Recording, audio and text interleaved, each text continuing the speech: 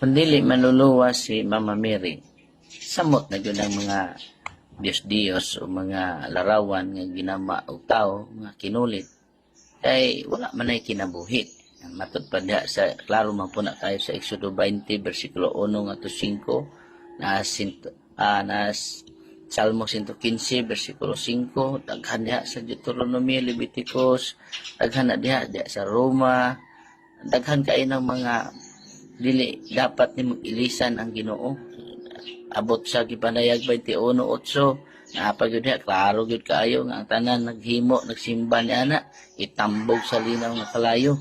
Mana nga ayaw padala sa mga tradisyon igsuon. Kung dili basa gyud kag Bible, kaya sa Bible diya ka makakaplag og kamatuoran, diya ka makahibalo sa imuhang kaluwasan. Ayaw sige ang panahon basag Bible igsuon. God bless.